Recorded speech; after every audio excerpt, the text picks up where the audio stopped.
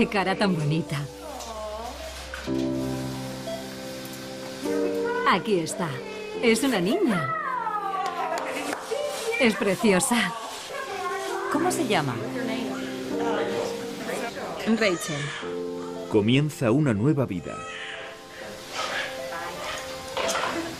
Felicidades. Gracias.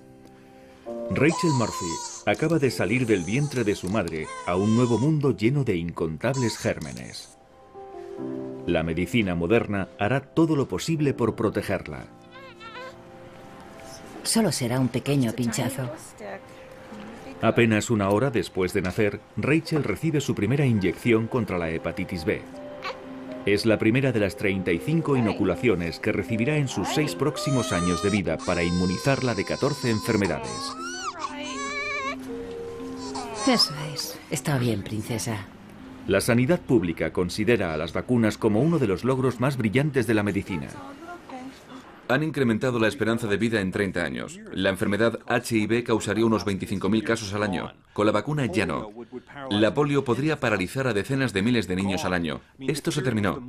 La difteria era la causa más frecuente de muerte de adolescentes en los años 20. Ya no. Los beneficios de las vacunas están claros.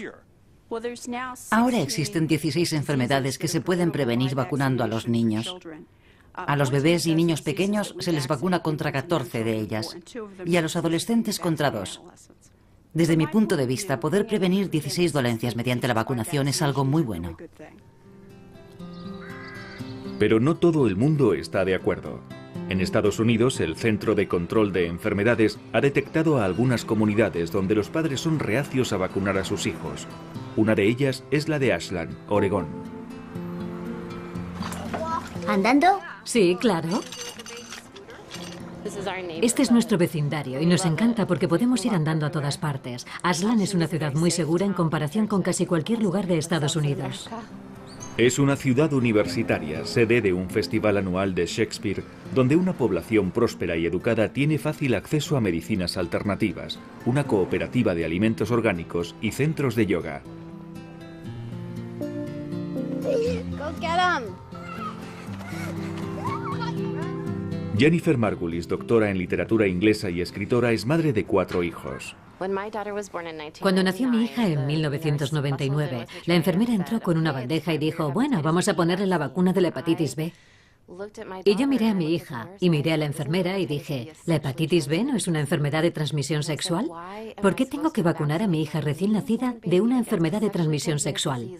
Y la enfermera se puso hecha una furia. Jennifer Margulis empezó a investigar y a escribir sobre vacunas, y en 2009 publicó un extenso artículo sobre el debate de las vacunas en la revista Mothering, una publicación que promueve un estilo de vida natural. ¿Por qué estamos poniendo a los niños tantas vacunas?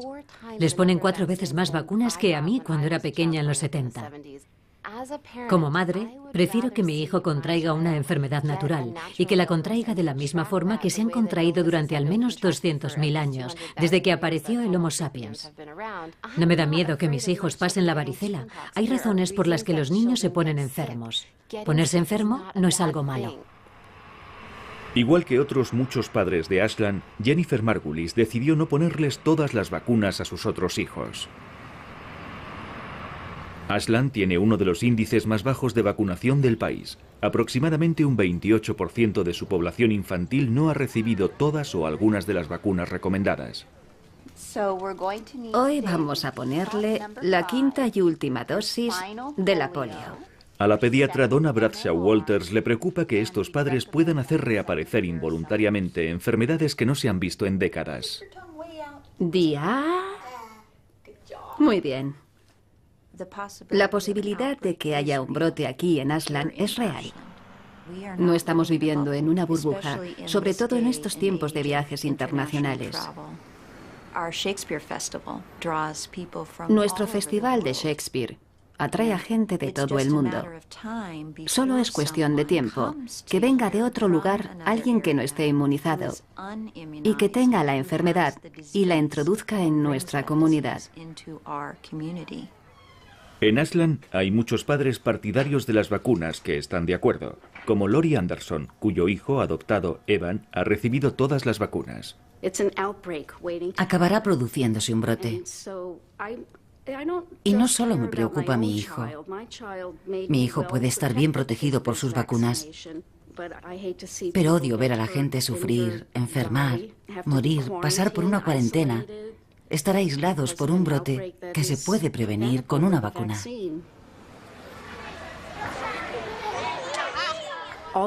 Todo lo que tienen que hacer es firmar un documento de exención y sus hijos no serán inmunizados antes de su escolarización. Yo intento no enfadarme. Espero que no haya una confrontación, pero la habrá. Si se produce un brote, habrá problemas. Si los niños vacunados empiezan a contraer la varicela, por el alto índice de niños no vacunados, las cosas se pondrán feas. El Centro de Control de Enfermedades monitoriza los brotes de enfermedades infecciosas en Estados Unidos desde su centro de Atlanta. En 2008, por ejemplo, hubo un buen número de pequeños focos infecciosos. Un brote de sarampión se produjo en San Diego, un área con bajo índice de vacunación. Como la mayoría de los brotes de sarampión, provino del exterior.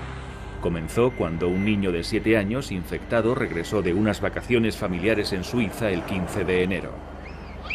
El pequeño contagió la enfermedad a 2 hermanos y los 3 infectaron a compañeros de clase de la Escuela Cooperativa Concertada de Linda Vista en San Diego. Una visita a la clínica infantil de La Joya provocó el contagio a otros 4 niños. Uno de ellos, un bebé, voló en avión a Hawái, donde fue interceptado y puesto en cuarentena. Los 250 pasajeros del vuelo tuvieron que ser localizados y controlados. La doctora Vilma Wotten trabaja en el Departamento de Salud Pública del Condado de San Diego. Durante todo este proceso, casi 1.000 individuos estuvieron expuestos. 90 carecían de prueba de inmunización. 73 fueron puestos en cuarentena. Y se produjeron 12 casos adicionales de sarampión en San Diego.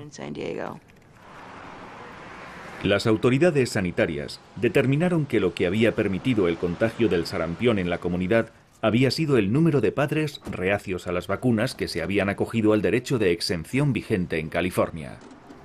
Los directores de los centros educativos se encuentran entre 2 fuegos. El hecho es que algunas familias deciden no inmunizar a sus hijos y por otra parte hay familias que tienen hijos especialmente sensibles a las enfermedades y para ellos supone un peligro porque los niños no inmunizados pueden contagiarles enfermedades. Así que es una cuestión muy delicada por ambas partes. Existe una vasta infraestructura pública dedicada a prevenir tales brotes. Los Institutos Nacionales de Salud, la Agencia de Alimentos y Fármacos, los Centros para la Prevención y el Control de Enfermedades, grandes fabricantes de vacunas. La comunidad médica habla con una sola voz. Las vacunas son un milagro de la sanidad pública demasiado valioso para ponerlo en peligro.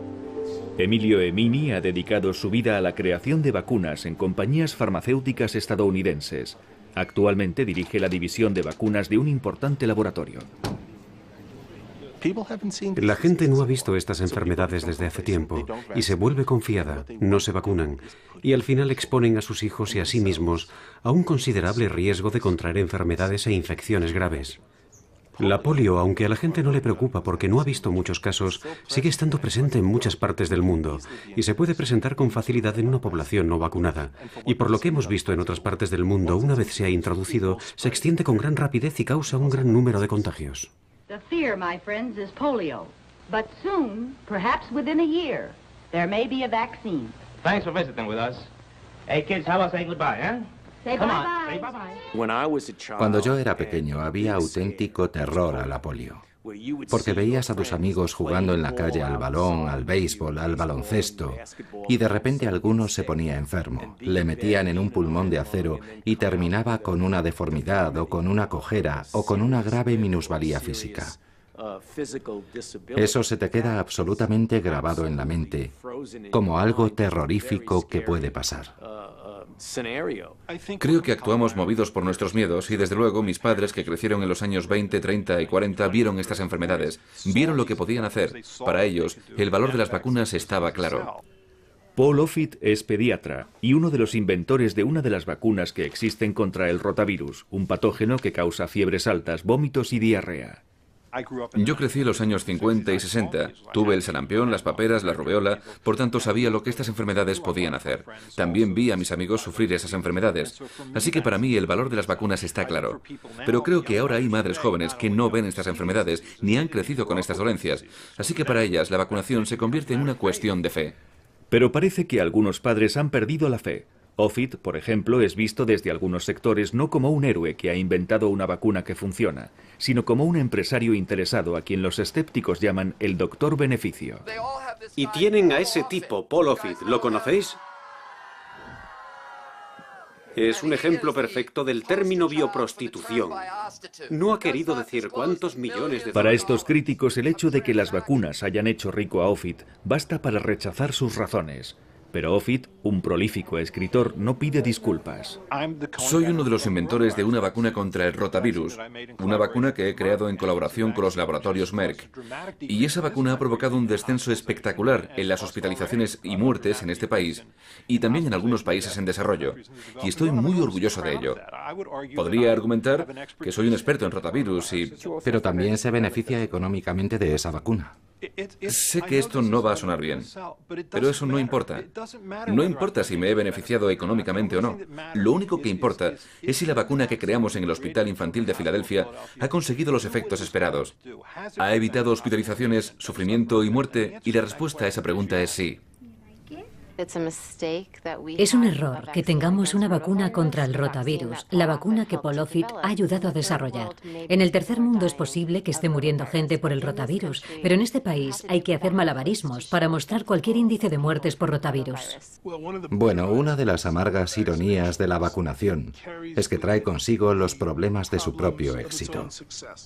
El escritor y bioético Arthur Kaplan dirige un programa especial en la Universidad de Pensilvania sobre las cuestiones éticas que rodean a las vacunas. Muchos padres no piensan en los riesgos que presentan las enfermedades porque no ven esas enfermedades. Nunca han visto a un niño quedarse sordo por unas paperas. Nunca han visto a nadie enfermo de polio. Yo tuve polio. Estuve en el hospital, paralizado hasta el cuello durante casi un año. Así que conozco de primera mano lo que es una epidemia de polio. Fue probablemente el último brote antes de que aparecieran las vacunas y se eliminara. Las enfermedades evitables con vacunas, como la polio, han desaparecido casi por completo en los Estados Unidos, hasta tal punto que la mayoría de los médicos jóvenes no han visto nunca un solo caso. Este es uno de los pocos lugares donde es posible ver los efectos ocasionados por las enfermedades que se pueden combatir con vacunas. Este es un caso de tosferina, también llamada tos convulsiva. El público está formado por estudiantes de enfermería. No puede respirar. Es aterrador para un paciente de cualquier edad descubrir que tu vía aérea se ha cerrado y no puedes inhalar. La profesora, la doctora Cynthia Cristofani, es una especialista en cuidados intensivos pediátricos que trata a niños en estado crítico.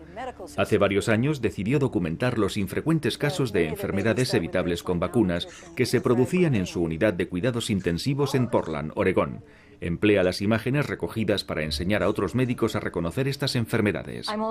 Tengo edad suficiente para haber visto la mayoría de las enfermedades mortales que prácticamente las vacunas modernas han suprimido y algunas casi erradicado. Este bebé fue víctima del rotavirus. En sus tejidos se nota una gran ausencia de líquidos. En realidad mata a más de 500.000 de personas cada año, casi todas en otros lugares del planeta. El recuerdo colectivo de estas dolencias prácticamente ha desaparecido, por lo que es poco probable que los padres de niños que están en edad de vacunación las hayan conocido personalmente. Y a menos que sus abuelos u otros puedan contarles cómo eran o conozcan a alguien que haya sufrido complicaciones serias, es fácil imaginar que estas enfermedades han sido completamente erradicadas. Estas lesiones son probablemente algo que ninguno de ustedes ha visto nunca. Es varicela.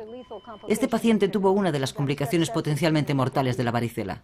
Sufrió una sepsis por estreptococo debido a la infección de una lesión. Este niño estuvo todo lo cerca de la muerte que se puede estar a causa de la varicela.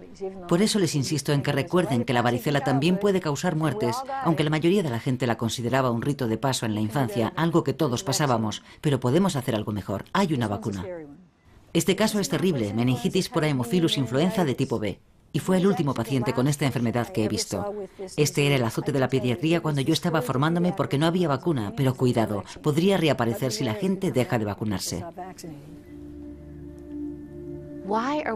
¿Por qué estamos poniendo tantas vacunas a los niños? Ya no hay polio y tampoco hay difteria en Estados Unidos. Y nadie, ningún niño, ha contraído la polio desde 1979 en este país. Entonces, ¿cuándo vamos a eliminar la polio del plan de vacunas? ¿Cuándo vamos a decir, fantástico, la vacuna ha funcionado, lo hemos conseguido, ya no hay epidemias de polio?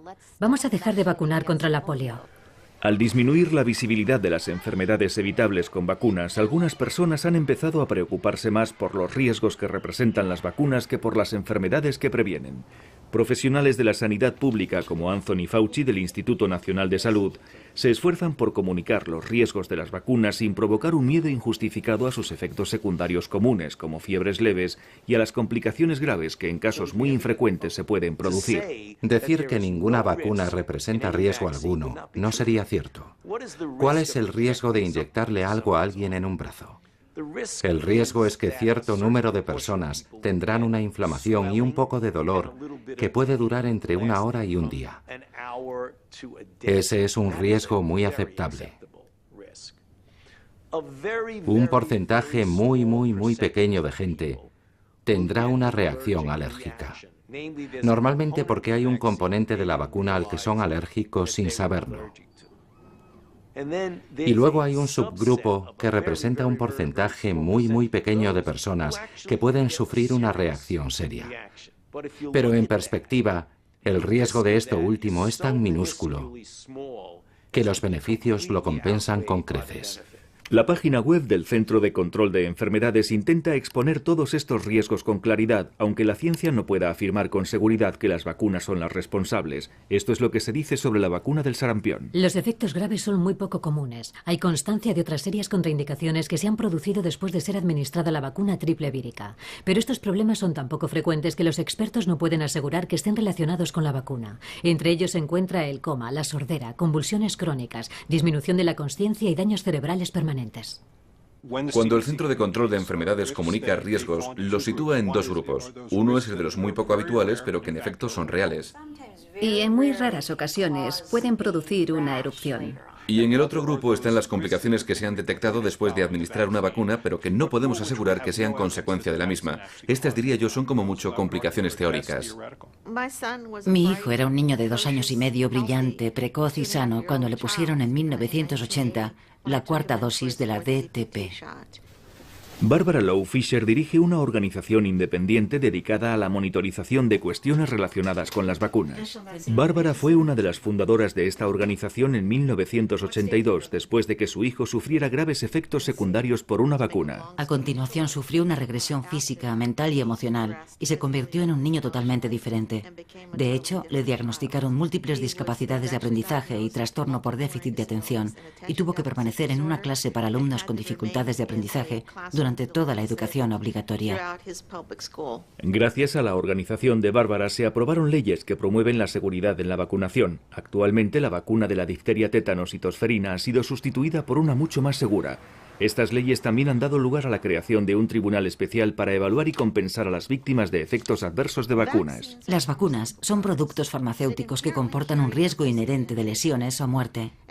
Y ese peligro puede ser mayor para unos que para otros, especialmente cuando se dan factores de alto riesgo genético o biológico, algunos de los cuales han sido identificados y otros no. Las encuestas indican que alrededor de 1/3 de los estadounidenses están preocupados por los efectos secundarios graves, aunque poco comunes, de las vacunas. Pero hay un miedo que ha llegado a dominar la guerra de las vacunas: el temor de que éstas sean responsables del autismo, un misterioso trastorno que parece ser cada vez más frecuente. La teoría de que las vacunas podrían causar el autismo ha sido muy divulgada, en parte por el apoyo de celebridades como Jenny McCarthy y Jim Carrey. Sois un brillante ejemplo de amor incondicional. Estamos muy orgullosos de estar aquí. Hoy no soy una celebridad. Hoy soy la madre de un niño con autismo. La antigua chica de Playboy, Jenny McCarthy, sabía muy poco sobre el autismo hasta que su hijo Evan recibió una serie de vacunas, entre ellas la del sarampión, paperas y rubeola, la triple vírica. Pocas semanas después, Evan empezó a sufrir convulsiones y se le diagnosticó autismo. Así que salí de aquella consulta destrozada, desesperada. Al día siguiente, o quizá aquella misma noche, entré en Google e hice una búsqueda sobre autismo. Y encontró la página web de Generation Rescue. Entré en la web de Generation Rescue y encontré toda una comunidad de padres. Generation Rescue está dirigida por el empresario G.B. Hanley. A su hijo se le diagnosticó autismo después de recibir una serie de vacunas en 2004. Entonces él también buscó en Internet y descubrió una comunidad de padres con historias que compartir. Había literalmente decenas de miles de testimonios de padres sobre niños que habían sufrido regresiones y habían cambiado tras administrarles vacunas. Mi hijo estaba bien antes de la vacuna. La vacuna volvió autista a Sam. Cambió por completo. Después de la triple vírica ni siquiera nos miraba. Cole simplemente dejó de hablar. Cuando le pusieron esa inyección empezamos a perderlo. La vacuna a la que se culpaba más a menudo en estas historias era la triple vírica para el sarampión, las paperas y la rubeola. Le pondremos la segunda dosis de la triple vírica. Muy poca gente sin hijos es consciente de que cuando un niño va a una cita con el médico y tiene que ir a los 2, 4, 6 y 12 meses para recibir las vacunas iniciales, tienen literalmente entre 5 y 7 vacunas alineadas en la bandeja que le administran sucesivamente en unos 12 minutos. Su hija estará protegida contra 5 enfermedades: la difteria, el tétanos, la tosferina, la polio y el HIV. Bien, pues decenas de miles de padres han denunciado que sus hijos no volvieron a ser los mismos después de estas citas. La segunda cuestión es que sabemos que las vacunas causan daños cerebrales en un pequeño segmento de la población. El gobierno federal lo sabe. Pagan indemnizaciones a niños que han sufrido esas lesiones. Esto es algo que se sabe desde hace años. Y además que el número de vacunas que se administra ha crecido exageradamente. Evidentemente hay una correlación entre las vacunas que se administran y las lesiones cerebrales que están sufriendo nuestros hijos. Combinando los recursos de uno y la fama de otra, G.B. Handley y Jenny McCarthy han conseguido organizar con éxito un movimiento de padres concienciados. Hola, soy Jenny McCarthy. Hoy estoy aquí para suplicaros. El trabajo científico que dio a este movimiento su ímpetu inicial fue un artículo publicado en 1998 por el gastroenterólogo británico Andrew Wakefield en la revista médica The Lancet. En él informaba sobre 12 niños con problemas gastrointestinales, 8 de los cuales habían presentado síntomas de autismo tras recibir la vacuna triple vírica. La teoría de Wakefield era que la vacuna del sarampión inflamaba los intestinos, provocando que proteínas dañinas pasaran al torrente sanguíneo y acabaran dañando el cerebro y causando autismo. La vacuna triple vírica puede ser demasiado para el sistema inmunológico de algunos niños. Está claro que para la inmensa mayoría es efectiva y tenemos que insistir en que solo es un pequeño grupo de niños el que parece haber desarrollado el síndrome. El contenido del provocador artículo del Lancet se extendió por todo el mundo, originando el miedo de que la vacuna del sarampión causara autismo. Se produjo un descenso radical en la cobertura de niños con la vacuna del sarampión. El experto en autismo, Eric von Bohn, trabajaba en Londres en aquel momento. Había áreas en zonas urbanas donde era inferior al 80%. En Irlanda en particular, la cobertura de vacunación llegó casi al 70% y hubo un gran brote de sarampión como resultado de aquel miedo. 110 niños fueron ingresados en hospitales en condiciones críticas y creo que 3 de ellos murieron por el sarampión. Y el sarampión es una enfermedad evitable. Los padres comprensiblemente pensaban, mi hijo estaba bien, le dieron la triple vírica y empezaron a aparecer los primeros síntomas de autismo. ¿Es posible que esa vacuna provocara la enfermedad? Es una pregunta muy razonable. El hecho de que 2 eventos se produzcan sucesivamente puede significar que hay entre ellos una relación causal, pero también puede ser simple coincidencia. Esta vacuna se administra a una edad en la que a menudo aparecen los primeros síntomas de autismo. Típicamente esto suele ocurrir entre los 15 y los 18 meses de edad, cuando los niños empiezan a andar, que es también cuando esperamos que empiecen a hablar, lo que en estos casos no hacen. Hay una serie de enfermedades que empiezan a manifestarse cuando los niños alcanzan cierta edad. Eso no es causa y efecto. El hecho de que una cosa siga a la otra no significa que una sea consecuencia de la otra. No sé, cada mañana canta el gallo y sale el sol, pero eso no significa que el canto del gallo haga salir el sol. La pregunta es, ¿realmente es la causa?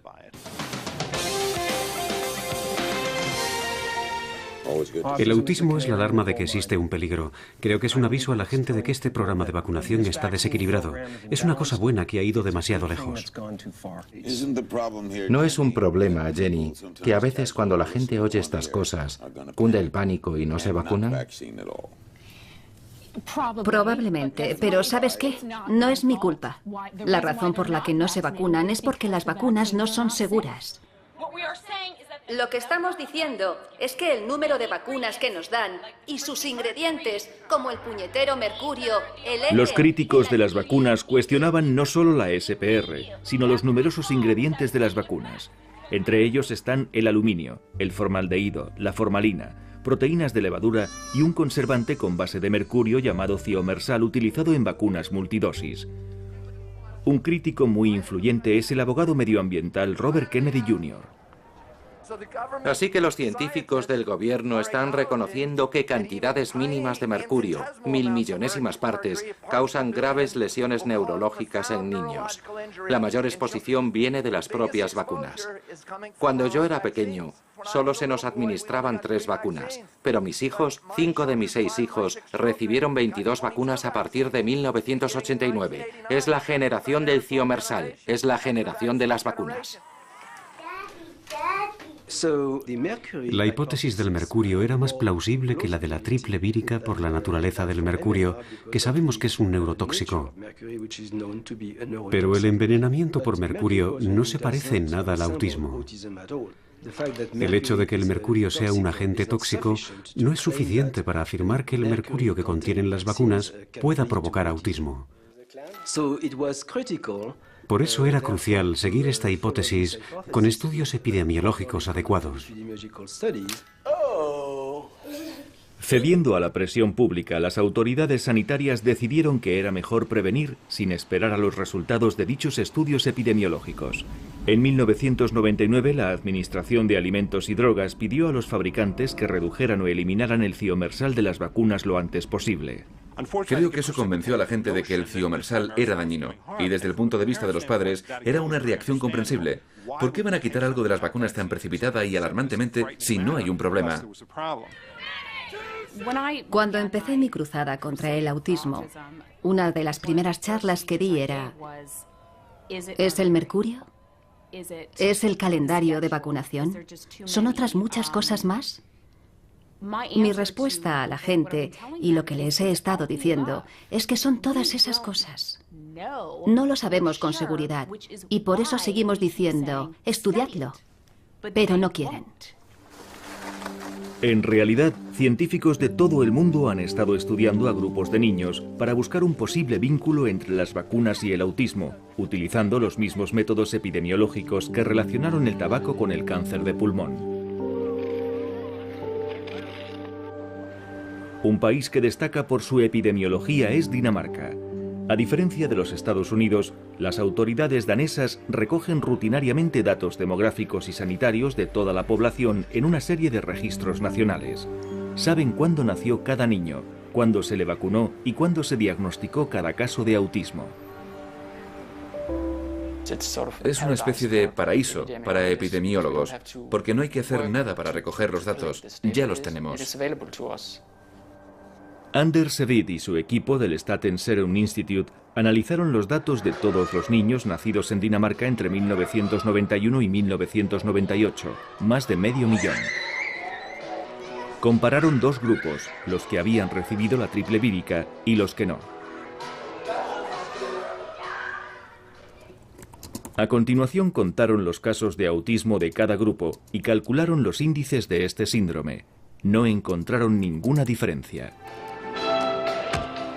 Los niños que no habían recibido la vacuna tenían las mismas posibilidades de desarrollar el autismo que los vacunados. El equipo publicó sus conclusiones en The New England Journal of Medicine. Otros estudios realizados por investigadores en Suecia, el Reino Unido, Finlandia y Estados Unidos tampoco encontraron ninguna relación entre la triple vírica y el autismo. Pruebas adicionales llegaron de Japón. Los japoneses cambiaron el calendario de vacunaciones en 1993, sustituyendo la vacuna triple vírica por 3 vacunas separadas. Pero después de esta modificación, los índices de autismo no bajaron. de hecho parecían haber aumentado, lo que indicaba que la triple vírica difícilmente podía ser causante del autismo. A continuación, el equipo danés se puso a investigar la segunda teoría, el conservante de mercurio thiomersal. Resultaba que en Dinamarca también había una forma sencilla de obtener los datos. En Dinamarca, desde los años 70, solo una vacuna contenía thiomersal, y era la vacuna de la tosferina. Contuvo thiomersal hasta mayo o junio del 92. Después se siguió administrando, pero sin dicho compuesto. Evid y sus colegas descubrieron que entre los niños que habían recibido la vacuna de la tosferina con thiomersal antes de 1992 se daban los mismos índices de autismo que entre los que habían recibido la vacuna sin mercurio después de ese año. No encontramos ninguna relación entre la vacuna que contenía thiomersal y el riesgo de autismo. Otros estudios realizados en Estados Unidos, el Reino Unido y Canadá tampoco encontraron ningún vínculo entre el autismo y el thiomersal. En 2004, el Instituto de Medicina hizo su propio análisis de la investigación y concluyó: el conjunto de evidencias epidemiológicas rechaza la relación causal entre la triple vírica y entre las vacunas que contienen el thiomersal con el autismo. Las alegaciones contra mí son infundadas e injustas. Entonces ocurrió algo extraordinario. El 2 de febrero de 2010, The Lancet retiró el artículo de Wakefield de 1998, alegando deficiencias científicas. Científicos de todo el mundo habían sido incapaces de reproducir los resultados de Wakefield, y se supo que algunos de los niños que habían participado en su estudio habían sido propuestos por un abogado que estaba demandando a compañías farmacéuticas en representación de los niños. Pero tras la retirada del artículo, organizaciones como Generation Rescue salieron en defensa de Wakefield y de sus conclusiones científicas. Poco después, los padres de niños autistas que habían presentado demandas basadas en las teorías de la triple vírica y el thiomersal vieron cómo el Tribunal Federal de Vacunas acababa con sus esperanzas. Buenas noches. Hoy empezamos con un fallo que afecta a millones de padres con hijos autistas. Un tribunal federal ha dicho a las familias que presentaron demandas por estas vacunas que su caso carece de base científica y legal. El Tribunal de Vacunas, que la organización de Barbara Loe Fisher había contribuido a crear, emitió un elaborado fallo el 12 de marzo de 2010, negando que existiera una relación entre el autismo y las vacunas. En lo científico creo que el asunto está zanjado, pero creo que hay mucha gente que no confía en la ciencia y que no la entiende. Así que va a ser difícil convencer a esas personas con argumentos científicos. No me importa lo que digan sobre la triple vírica. A mi hijo le pusieron 6 vacunas en un día y sufrió una regresión. No hay datos científicos que me puedan demostrar que el retroceso no fue provocado por las 6 vacunas. Lo que los padres están diciendo es: fui a vacunar a mi hijo, le pusieron 6 vacunas y experimentó una regresión. Lo que tenemos que preguntarnos es por qué se produjo la regresión, no si se produjo la regresión ni por qué. Y la única forma de hacer eso es coger todas esas vacunas y comparar un grupo de niños o un grupo de animales que las haya recibido con otro que no. Si vamos a hacer epidemiología, vamos a hacernos la pregunta correcta. No nos limitemos a la triple vírica y no nos limitemos a un solo componente de la vacuna, el mercurio. Hay que hacer trabajo experimental. Hay que examinar el cuerpo humano y observar qué cambios se producen en la función inmunológica, en la función cerebral. No sirve de nada hacer epidemiología comparando unos grupos de niños con otros. Los críticos de las vacunas dicen que hacen falta muchos más estudios para que los científicos puedan descartar efectos secundarios como el autismo. Estudios de las otras vacunas, de los múltiples aditivos y estudios para saber si ciertos niños tienen una predisposición genética a sufrir una reacción a las vacunas. Las hipótesis siguen variando. La primera, que la gente acogió con gran entusiasmo, era que la triple vírica causaba autismo. 12 estudios epidemiológicos demostraron que no era cierta. La siguiente hipótesis fue que el thiomersal, un conservante con etilmercurio que contenían las vacunas y que ya no se emplea en ellas, excepto en algunas preparaciones multidosis de la vacuna de la gripe, era el que causaba el autismo. Y también se ha demostrado sobradamente que no era cierta. Ahora, y esto es clásico de la pseudociencia, se cambian los parámetros. Ahora el planteamiento es: no queríamos decir que la triple vírica o el thiomersal causan el autismo, queríamos decir que las vacunas en general causan el autismo. En la guerra de las vacunas, dos tipos de interpretaciones compiten por la atención del público. La de las frías conclusiones colectivas de la comunidad científica y la de las anécdotas personales de los padres. Algo ocurrió. Y cuando digo algo, me refiero a un cambio de comportamiento, a un detonante. A nuestros hijos les ocurrió algo diferente que les provocó autismo. ¿Sé cuál es la relación exacta? No, no tengo pruebas. Pero tengo la evidencia de Evan. ¿Solo tiene una hoja? Sí. Y tengo la evidencia de miles y de cientos de miles de padres de todo el mundo. Y estas son las madres guerreras que van a hacer cambiar las cosas. Porque tenemos que hacerlo. Es una tragedia que haya niños que no están protegidos porque sus padres han decidido no vacunarles debido a miedos infundados. La otra tragedia es que los niños que tienen autismo necesitan desesperadamente que se investigue más y mejor sobre su causa. Y lo que es más importante, sobre qué se puede hacer. Y eso no se está haciendo, al menos al nivel al que se debería hacer, porque gran parte de los recursos para esa investigación se han perdido.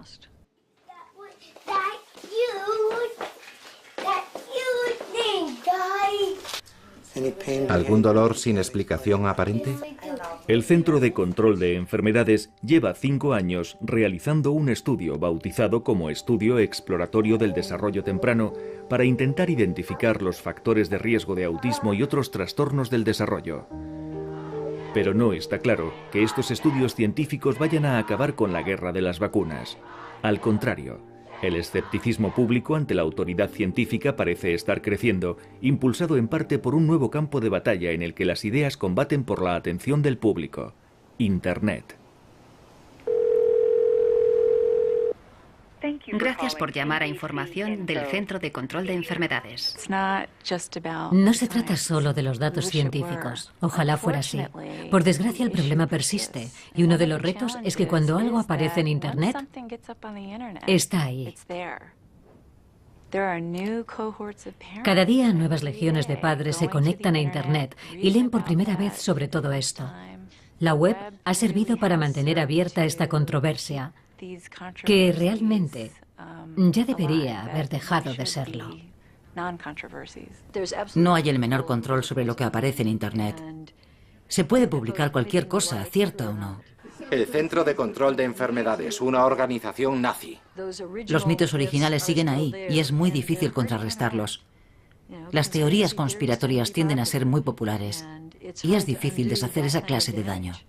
Hace poco di una charla en un instituto aquí cerca. Había unos 200 asistentes y les pregunté cuántos estaban vacunados de la gripe. Más o menos la mitad levantó la mano. La mitad que no había levantado la mano dijo que no se la había puesto porque habían visto decir en YouTube a una animadora de los Redskins que se había puesto la vacuna y había tenido una supuesta reacción distónica. Es la guapa animadora cuya terrible historia ha conmovido a la nación. Este vídeo de la animadora de los Redskins, Desiree Jennings, se propagó como un virus por la web después de que una cadena local de Fox News emitiera la historia. Informaba una extraña reacción neurológica a la vacuna de la gripe que solo le permitía caminar hacia atrás. Su historia ha sido vista y compartida casi 2,5 millones de veces. Desiree puede correr perfectamente. Cuando se detiene empiezan los espasmos, pero sin embargo sí puede caminar hacia atrás. Aquellos estudiantes que estaban allí daban mucha más credibilidad a lo que decía en YouTube una animadora de los Redskins que a lo que pudiera decirles el Centro de Control y Prevención de Enfermedades o la Academia Americana de Pediatría. Eso realmente da un poco de miedo. Cuando Jenny McCarthy vio a Desiree en YouTube, Generation Rescue se involucró en su tratamiento, poniéndola en contacto con un controvertido osteópata, el doctor Rashid Buttar, en Carolina del Norte. Fue a ver a este doctor. Él le hizo tratamientos de quelación y de cámara hiperbárica y otras muchas terapias biomédicas que hacemos a nuestros hijos, y mejoró rápidamente. Después de unos días de tratamiento, sus ataques habían descendido a 7 diarios y podía hablar y andar. Miren ahora a Desiree. Al saberse que se había curado de un trastorno supuestamente incurable, los medios empezaron a presentar su historia como un engaño. Hemos intentado hablar contigo, pero no devolvías nuestras llamadas. También se supo que el neurólogo que la atendió sospechaba que el trastorno de Desiree era psicogénico. ¿Todo ha sido una elaborada farsa? Es algo habitual en medicina. La información inexacta, engañosa y destructiva se extiende rápidamente. Así que es difícil en la era de Internet. Creo que Internet ha sido el combustible del incendio del miedo a las vacunas. Hay muchos sitios web que están publicando información sobre gente que alega todo tipo de complicaciones y problemas con vacunas, que lanza sus propias teorías sobre lo que puede ser peligroso de ellas. De modo que hay incontables fuentes de información errónea y peligrosa. Pero otras personas, como Barbara Lowe Fisher, ven a Internet como una fuerza democratizadora que ha dado poder a la gente para desafiar los dogmas médicos. Cuando empecé a hacer este trabajo, a principios de los 80, tenía una máquina de escribir y un apartado de correos. Eso era todo. Hoy en día tenemos acceso a la gran biblioteca de la medicina en Internet. Podemos comunicarnos con personas de todo el mundo. Eso lo ha cambiado todo. En este nuevo mundo, muchos padres ya no están dispuestos a aceptar lo que dice su médico como dogma de fe, ni a admitir las conclusiones de la medicina oficial, lo que resulta frustrante para los funcionarios encargados de proteger la salud de la comunidad. Soy madre de un niño de 2 años y medio y no le he puesto ninguna vacuna, y me siento muy segura y muy tranquila con mis decisiones. Soy comadrona y una de las directoras de la Red Holística de Madres de Rogue Valley, que es una organización nacional. El responsable de la sanidad pública de Ashland, el Dr. Jim James, comunica a los padres sus responsabilidades con respecto a la sanidad pública. ¿Piensan ustedes que cuando dicen no gracias, pueden estar poniendo en peligro a alguien además de sus hijos? Este es el mayor problema al que nos enfrentamos siempre. Los funcionarios de la sanidad pública buscan el bien de todos. Una madre busca el bien de su único hijo, y eso es muy importante para ella. Es todo su mundo. Cuando toman esa decisión por sus hijos, a lo cual tienen todo el derecho del mundo, ¿piensan que puede afectar a otros niños? ¿Preguntas si creo que hago daño a alguien al no vacunar a mi hijo? No, no lo creo. Porque si las vacunas funcionan, ¿a quién estoy poniendo en peligro? Vamos a hablar de eso. Bien, no todo el mundo se puede inmunizar. Ese niño, por ejemplo, probablemente es demasiado pequeño para vacunarlo contra la tosferina. Si su hijo la contrae por no haberse vacunado y se la transmite a un recién nacido indefenso... Realmente no lo creo. En primer lugar, pienso que entonces lo responsable sería poner en cuarentena a mi hijo y no exponerlo a otras poblaciones potencialmente vulnerables. Muchas enfermedades se transmiten incluso antes de notar que uno está enfermo. Mi responsabilidad como madre es mantener a salvo a mi hija, pienso.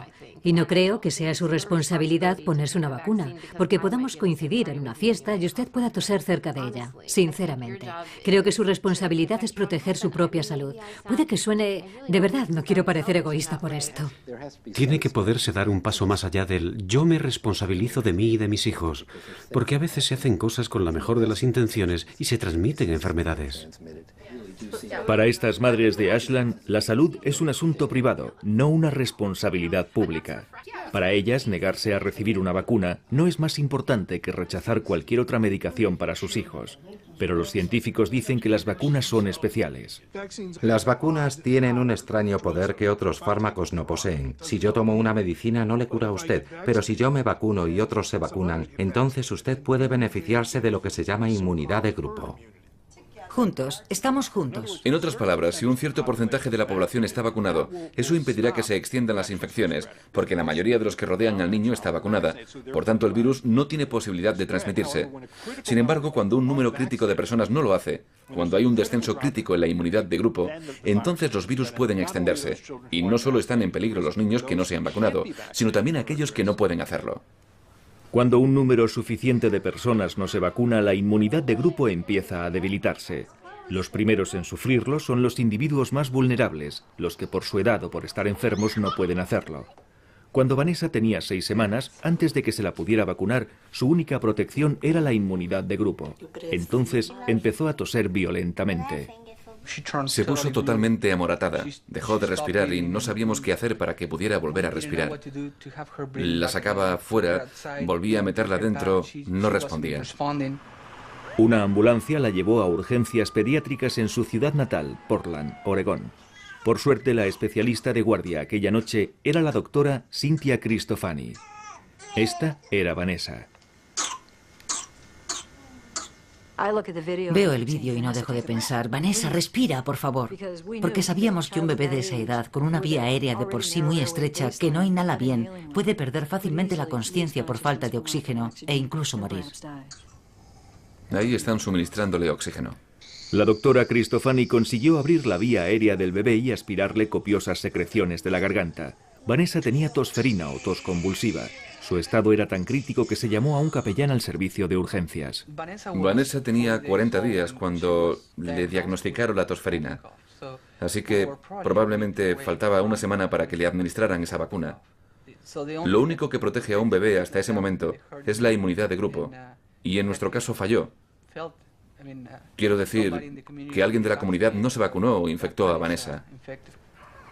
Después de una exhaustiva investigación, el Centro de Control de Enfermedades rastreó la tosferina de Vanessa y le llevó hasta un compañero de instituto de su hermano mayor que estaba infectado.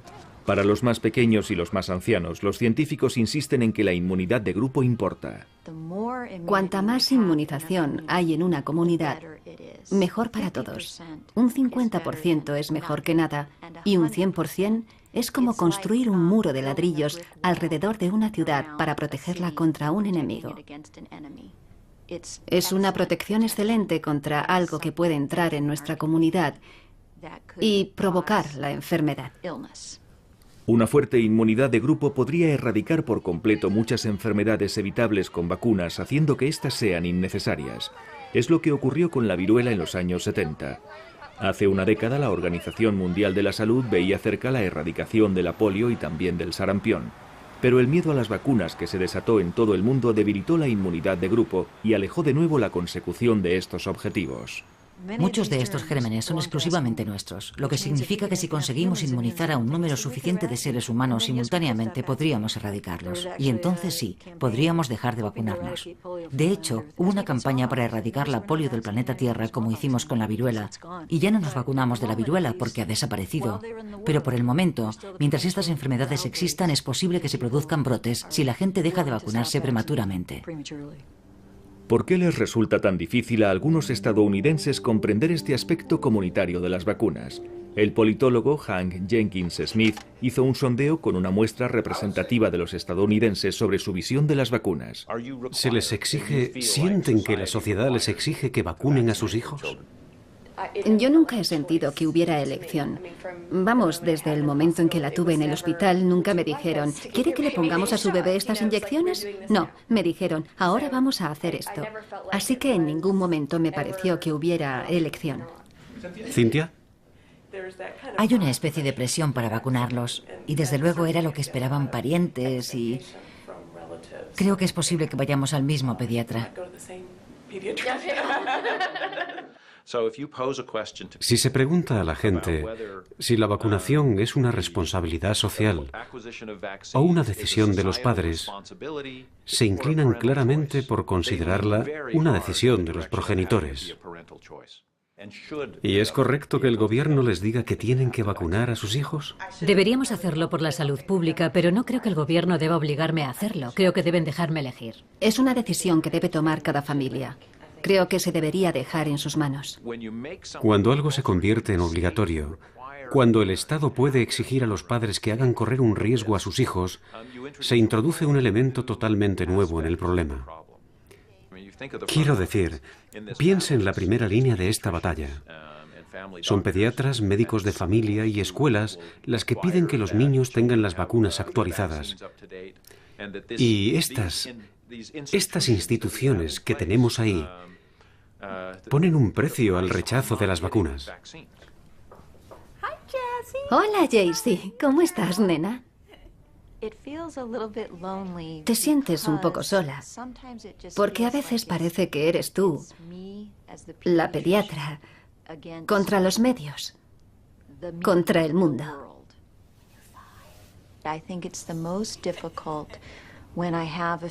Creo que lo más difícil es cuando viene una familia que por internet o por las noticias o por algo que han visto en YouTube ya traen una decisión tomada. Y a veces es muy difícil traspasar esa barrera. Los pediatras tienen que escuchar. No tienen que decirnos lo que yo digo a la calle. Tienen que decir, ¿cómo podemos ponernos de acuerdo para quedar todos satisfechos en esta situación? ¿Ha hablado con su pediatra? Los días del paternalismo en las políticas médicas se han terminado. La gente está tomando el control de su propia salud. Quieren ser responsables de la forma en la que viven y no simplemente obedecer a un médico. Los médicos van a tener que superar la idea de que ellos dicen lo que hay que hacer y la gente va a obedecer sin cuestionárselo. Los padres no tienen derechos ilimitados respecto al bienestar de sus hijos. No pueden exponerlos a una enfermedad mortal, a una grave discapacidad. La ética no solo está del lado de los críticos, también está del lado de los que dicen: haced las cosas bien por los niños, haced las cosas bien por la salud pública. Hay algo en lo que pueden estar de acuerdo ambos bandos. Es mucho lo que hay en juego en la guerra de las vacunas. Por una parte, el miedo de que las comunidades se vean expuestas a graves enfermedades. Por otra, algo igualmente importante, el deseo de los padres de hacer lo mejor para sus hijos.